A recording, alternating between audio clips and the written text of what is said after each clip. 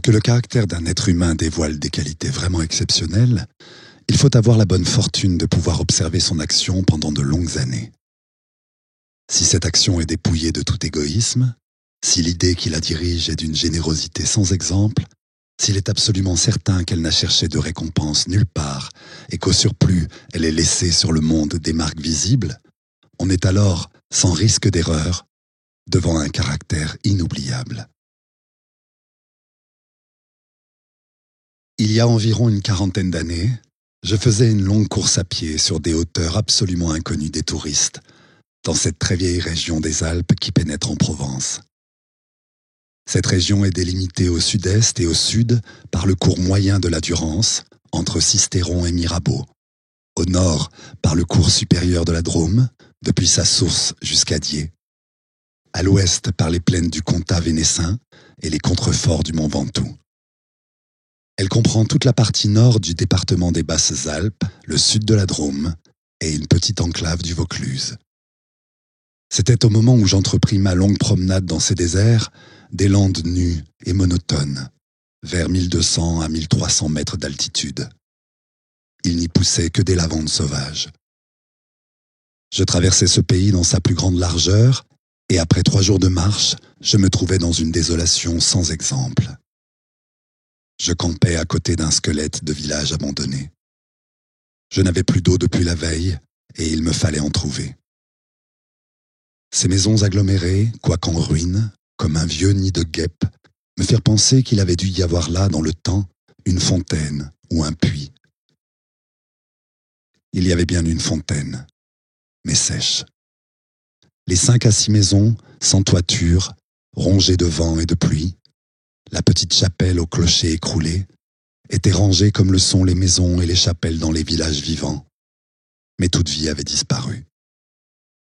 C'était un beau jour de juin, avec grand soleil, mais sur ces terres sans abri, et haute dans le ciel, le vent soufflait avec une brutalité insupportable. Ces grondements dans les carcasses des maisons étaient ceux d'un fauve dérangé dans son repas. Il me fallut lever le camp. À 5 heures de marche de là, je n'avais toujours pas trouvé d'eau, et rien ne pouvait me donner l'espoir d'en trouver. C'était partout la même sécheresse, les mêmes herbes ligneuses. Il me sembla apercevoir dans le lointain une petite silhouette noire, debout. Je la pris pour le tronc d'un arbre solitaire.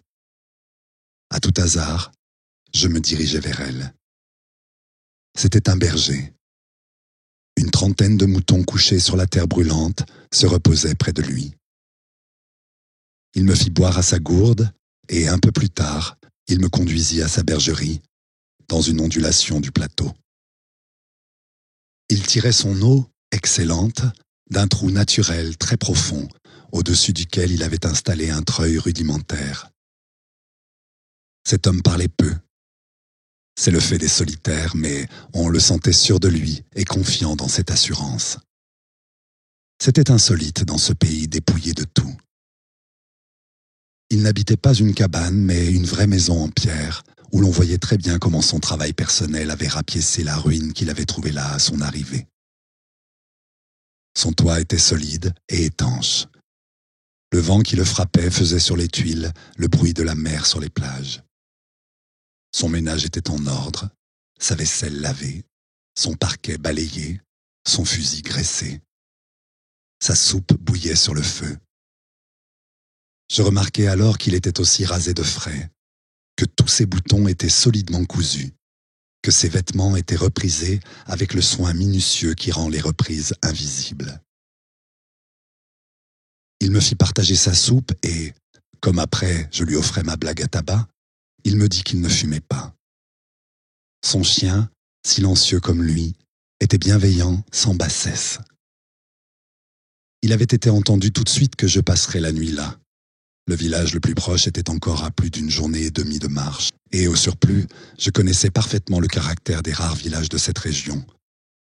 Il y en a 4 ou 5 dispersés loin les uns des autres sur les flancs de ces hauteurs, dans les taillis de chênes blancs à la toute extrémité des routes carrossables. Ils sont habités par des bûcherons qui font du charbon de bois. Ce sont des endroits où l'on vit mal. Les familles serrées les unes contre les autres, dans ce climat qui est d'une rudesse excessive, aussi bien l'été que l'hiver, exaspèrent leur égoïsme en vase clos. L'ambition irraisonnée s'y démesure, dans le désir continu de s'échapper de cet endroit. Les hommes vont porter leur charbon à la ville avec leurs camions, puis retournent. Les plus solides qualités craquent sous cette perpétuelle douche écossaise. Les femmes mijotent des rancœurs. Il y a concurrence sur tout, aussi bien pour la vente du charbon que pour le banc à l'église, pour les vertus qui se combattent entre elles, pour les vices qui se combattent entre eux, et pour la mêlée générale des vices et des vertus, sans repos. Par là-dessus, le vent également sans repos irrite les nerfs. Il y a des épidémies de suicide et de nombreux cas de folie, presque toujours meurtrières. Le berger qui ne fumait pas alla chercher un petit sac et déversa sur la table un tas de glands. Il se mit à les examiner l'un après l'autre avec beaucoup d'attention, séparant les bons des mauvais. Je fumais ma pipe. Je me proposais pour l'aider. Il me dit que c'était son affaire. En effet, voyant le soin qu'il mettait à ce travail, je n'insistais pas. Ce fut toute notre conversation. Quand il eut du côté des bons un tas de glands assez gros, il les compta par paquets de 10. Ce faisant, il éliminait encore les petits fruits ou ceux qui étaient légèrement fendillés, car il les examinait de fort près.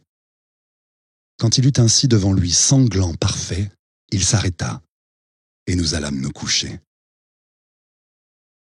La société de cet homme donnait la paix. Je lui demandai le lendemain la permission de me reposer tout le jour chez lui. Il le trouva tout naturel, ou plus exactement, il me donna l'impression que rien ne pouvait le déranger. Ce repos ne m'était absolument pas obligatoire, mais j'étais intrigué et je voulais en savoir plus. Il fit sortir son troupeau et il le mena à la pâture. Avant de partir, il trempa dans un seau d'eau le petit sac où il avait mis les glands soigneusement choisis et comptés. Je remarquai qu'en guise de bâton, il emportait une tringle de fer grosse comme le pouce et longue d'environ 1,50 m. Je fis celui qui se promène en se reposant et je suivis une route parallèle à la sienne. La pâture de ces bêtes était dans un fond de combe. Il laissa le petit troupeau à la garde du chien et il monta vers l'endroit où je me tenais. J'eus peur qu'il vînt pour me reprocher mon indiscrétion, mais pas du tout. C'était sa route, et il m'invita à l'accompagner si je n'avais rien de mieux à faire. Il allait à 200 mètres de là, sur la hauteur. Arrivé à l'endroit où il désirait aller, il se mit à planter sa tringle de fer dans la terre. Il faisait ainsi un trou dans lequel il mettait un gland, puis il rebouchait le trou. Il plantait des chênes. Je lui demandai si la terre lui appartenait. Il me répondit que non. Savait-il à qui elle était? Il ne savait pas.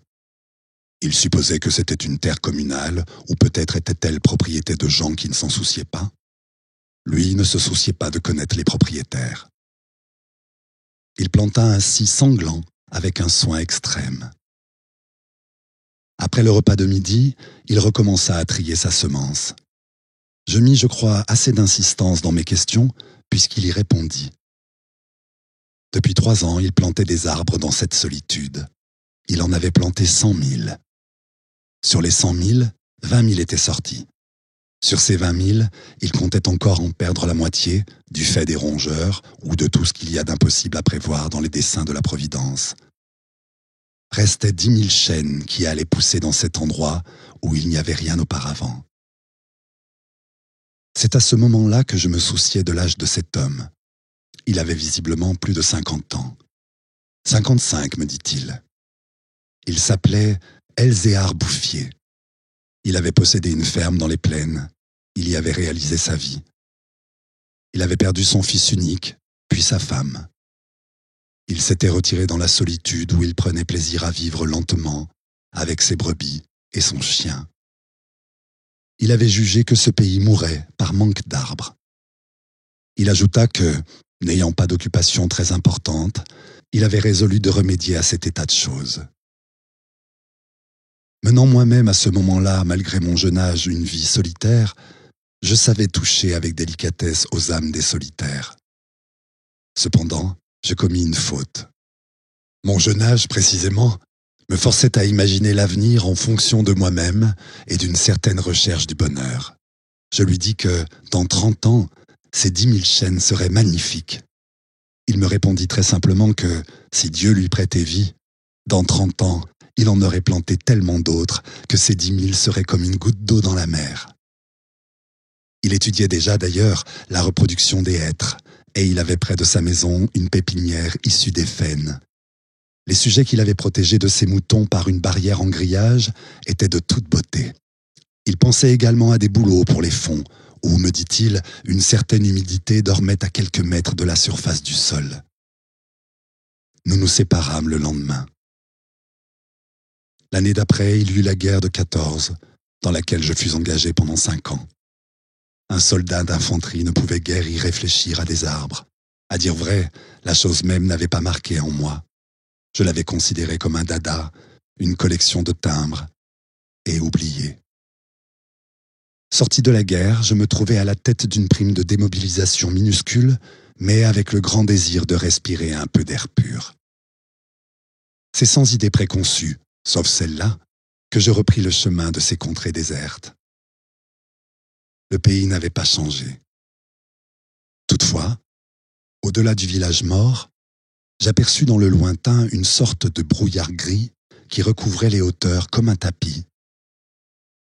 Depuis la veille, je m'étais remis à penser à ce berger planteur d'arbres. 10 000 chênes, me disais-je, occupent vraiment un très large espace.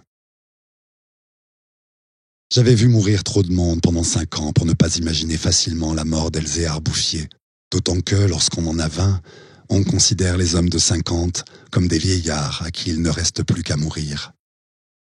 Il n'était pas mort. Il était même fort vert. Il avait changé de métier. Il ne possédait plus que 4 brebis, mais par contre, une centaine de ruches. Il s'était débarrassé des moutons qui mettaient en péril ses plantations d'arbres. Car, me dit-il, et je le constatais, il ne s'était pas du tout soucié de la guerre. Il avait imperturbablement continué à planter. Les chênes de 1910 avaient alors 10 ans et étaient plus hauts que moi et que lui. Le spectacle était impressionnant. J'étais littéralement privé de parole. Et comme lui ne parlait pas, nous passâmes tout le jour en silence à nous promener dans sa forêt. Elle avait en 3 tronçons 11 kilomètres de long et 3 kilomètres dans sa plus grande largeur. Quand on se souvenait que tout était sorti des mains et de l'âme de cet homme, sans moyens techniques, on comprenait que les hommes pourraient être aussi efficaces que Dieu dans d'autres domaines que la destruction. Il avait suivi son idée, et les hêtres qui m'arrivaient aux épaules, répandus à perte de vue, en témoignaient. Les chênes étaient drus et avaient dépassé l'âge où ils étaient à la merci des rongeurs. Quant au dessein de la Providence elle-même, pour détruire l'œuvre créée, il lui faudrait désormais avoir recours au cyclone. Il me montra d'admirables bosquets de bouleaux qui dataient de 5 ans, c'est-à-dire de 1915, de l'époque où je combattais à Verdun. Il leur avait fait occuper tous les fonds où il soupçonnait, avec juste raison, qu'il y avait de l'humidité presque à fleur de terre. Ils étaient tendres, comme des adolescents, et très décidés. La création avait l'air d'ailleurs de s'opérer en chaîne. Il ne s'en souciait pas, il poursuivait obstinément sa tâche, très simple. Mais en redescendant par le village, je vis couler de l'eau dans les ruisseaux qui, de mémoire d'homme, avaient toujours été à sec. C'était la plus formidable opération de réaction qu'il m'ait été donné de voir. Ces ruisseaux secs avaient jadis porté de l'eau, dans des temps très anciens. Certains de ces villages tristes dont j'ai parlé au début de mon récit s'étaient construits sur les emplacements d'anciens villages gallo-romains dont il restait encore des traces, dans lesquels les archéologues avaient fouillé et ils avaient trouvé des hameçons à des endroits où au XXe siècle on était obligé d'avoir recours à des citernes pour avoir un peu d'eau. Le vent aussi dispersait certaines graines. En même temps que l'eau réapparut, réapparaissaient les saules, les osiers, les prés, les jardins, les fleurs, et une certaine raison de vivre. Mais la transformation s'opérait si lentement qu'elle entrait dans l'habitude sans provoquer d'étonnement. Les chasseurs qui montaient dans les solitudes à la poursuite des lièvres ou des sangliers avaient bien constaté le foisonnement des petits arbres, mais ils l'avaient mis sur le compte des malices naturelles de la terre. C'est pourquoi personne ne touchait à l'œuvre de cet homme. Si on l'avait soupçonné, on l'aurait contrarié. Il était insoupçonnable. Qui aurait pu imaginer, dans les villages et dans les administrations, une telle obstination dans la générosité la plus magnifique ? À partir de 1920, je ne suis jamais resté plus d'1 an sans rendre visite à Elzéar Bouffier. Je ne l'ai jamais vu fléchir, ni douter. Et pourtant, Dieu sait si Dieu même y pousse. Je n'ai pas fait le compte de ses déboires. On imagine bien cependant que pour une réussite semblable, il a fallu vaincre l'adversité. Que pour assurer la victoire d'une telle passion, il a fallu lutter avec le désespoir. Il avait pendant 1 an planté plus de 10 000 érables. Ils moururent tous. L'an d'après, il abandonna les érables pour reprendre les hêtres, qui réussirent encore mieux que les chênes. Pour avoir une idée à peu près exacte de ce caractère exceptionnel, il ne faut pas oublier qu'il s'exerçait dans une solitude totale. Si totale que vers la fin de sa vie, il avait perdu l'habitude de parler. Ou peut-être n'en voyait-il pas la nécessité. En 1933, il reçut la visite d'un garde forestier éberlué. Ce fonctionnaire lui intima l'ordre de ne pas faire de feu dehors, de peur de mettre en danger la croissance de cette forêt naturelle. C'était la première fois, lui dit cet homme naïf, qu'on voyait une forêt pousser toute seule. À cette époque, il allait planter des hêtres à 12 kilomètres de sa maison. Pour s'éviter le trajet d'aller-retour, car il avait alors 75 ans, il envisageait de construire une cabane de pierre sur les lieux mêmes de ses plantations, ce qu'il fit l'année d'après. En 1935, une véritable délégation administrative vint examiner la forêt naturelle.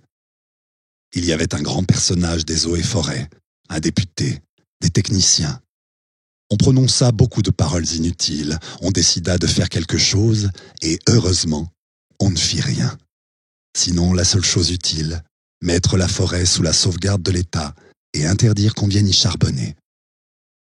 Car il était impossible de n'être pas subjugué par la beauté de ces jeunes arbres en pleine santé, et elle exerça son pouvoir de séduction sur le député lui-même. J'avais un ami parmi les capitaines forestiers qui était de la délégation. Je lui expliquai le mystère. Un jour de la semaine d'après, nous allâmes tous les deux à la recherche d'Elzéar Bouffier. Nous le trouvâmes en plein travail, à 20 kilomètres de l'endroit où avait eu lieu l'inspection. Ce capitaine forestier n'était pas mon ami pour rien. Il connaissait la valeur des choses. Il sut rester silencieux.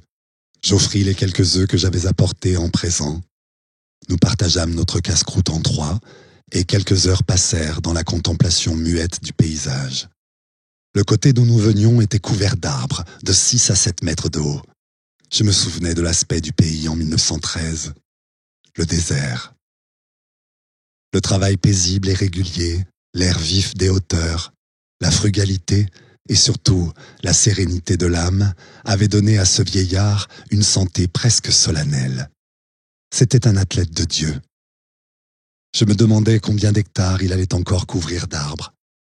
Avant de partir, mon ami fit simplement une brève suggestion à propos de certaines essences auxquelles le terrain d'ici paraissait devoir convenir. Il n'insista pas.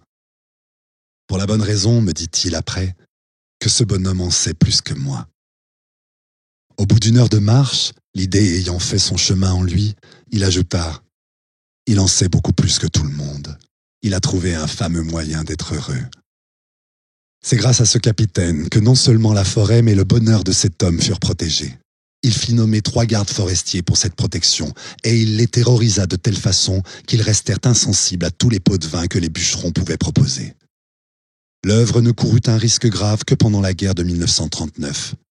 Les automobiles marchant alors au gazogène, on n'avait jamais assez de bois. On commença à faire des coupes dans les chênes de 1910, mais ces quartiers sont si loin de tout réseau routier que l'entreprise se révéla très mauvaise au point de vue financier. On l'abandonna. Le berger n'avait rien vu. Il était à 30 kilomètres de là, continuant paisiblement sa besogne, ignorant la guerre de 39 comme il avait ignoré la guerre de 14. J'ai vu Elzéar Bouffier pour la dernière fois en juin 1945. Il avait alors 87 ans. J'avais donc repris la route du désert, mais maintenant, malgré le délabrement dans lequel la guerre avait laissé le pays, il y avait un car qui faisait le service entre la vallée de la Durance et la montagne. Je mis sur le compte de ce moyen de transport relativement rapide le fait que je ne reconnaissais plus les lieux de mes dernières promenades. Il me semblait aussi que l'itinéraire me faisait passer par des endroits nouveaux. J'eus besoin d'un nom de village pour conclure que j'étais bien cependant dans cette région jadis en ruine et désolée. Le car me débarqua à Vergon. En 1913, ce hameau de 10 à 12 maisons avait 3 habitants. Ils étaient sauvages, se détestaient, vivaient de chasse au piège, à peu près dans l'état physique et moral des hommes de la préhistoire. Les orties dévoraient autour d'eux les maisons abandonnées. Leurs conditions étaient sans espoir. Il ne s'agissait pour eux que d'attendre la mort, situation qui ne prédispose guère aux vertus. Tout était changé. L'air lui-même. Au lieu des bourrasques sèches et brutales qui m'accueillaient jadis, soufflait une brise souple, chargée d'odeurs. Un bruit semblable à celui de l'eau venait des hauteurs. C'était celui du vent dans les forêts. Enfin, chose plus étonnante, j'entendis le vrai bruit de l'eau coulant dans un bassin. Je vis qu'on avait fait une fontaine, qu'elle était abondante, et ce qui me toucha le plus, on avait planté près d'elle un tilleul qui pouvait déjà avoir dans les 4 ans, déjà gras, symbole incontestable d'une résurrection. Par ailleurs, Vergon portait les traces d'un travail pour l'entreprise duquel l'espoir était nécessaire. L'espoir était donc revenu. On avait déblayé les ruines, abattu les pans de murs délabrés et reconstruit 5 maisons. Le hameau comptait désormais 28 habitants, dont 4 jeunes ménages. Les maisons neuves, crépies de frais, étaient entourées de jardins potagers où poussaient, mélangés mais alignés, les légumes et les fleurs, les choux et les rosiers, les poireaux et les gueules de loup, les céleris et les anémones. C'était désormais un endroit où l'on avait envie d'habiter. À partir de là, je fis mon chemin à pied. La guerre dont nous sortions à peine n'avait pas permis l'épanouissement complet de la vie, mais Lazare était hors du tombeau. Sur les flancs abaissés de la montagne, je voyais de petits champs d'orge et de seigle en herbe. Au fond des étroites vallées, quelques prairies verdissaient. Il n'a fallu que les 8 ans qui nous séparent de cette époque pour que tout le pays resplendisse de santé et d'aisance. Sur l'emplacement des ruines que j'avais vues en 1913, s'élèvent maintenant des fermes propres, bien crépies, qui dénotent une vie heureuse et confortable. Les vieilles sources, alimentées par les pluies et les neiges que retiennent les forêts, se sont remises à couler. On en a canalisé les eaux. À côté de chaque ferme, dans des bosquets d'érables, les bassins des fontaines débordent sur des tapis de menthe fraîche. Les villages se sont reconstruits peu à peu. Une population venue des plaines où la terre se vend chère s'est fixée dans le pays, y apportant de la jeunesse, du mouvement, de l'esprit d'aventure. On rencontre dans les chemins des hommes et des femmes bien nourris, des garçons et des filles qui savent rire et ont repris goût aux fêtes campagnardes. Si on compte l'ancienne population, méconnaissable depuis qu'elle vit avec douceur, et les nouveaux venus, plus de 10 000 personnes doivent leur bonheur à Elzéar Bouffier. Quand je réfléchis qu'un homme seul, réduit à ses simples ressources physiques et morales, a suffi pour faire surgir du désert ce pays de Canaan, je trouve que, malgré tout, la condition humaine est admirable. Mais quand je fais le compte de tout ce qu'il a fallu de constance dans la grandeur d'âme et d'acharnement dans la générosité pour obtenir ce résultat, je suis pris d'un immense respect pour ce vieux paysan sans culture qui a su mener à bien cette œuvre digne de Dieu. Elzéar Bouffier est mort paisiblement en 1947 à l'hospice de Banon.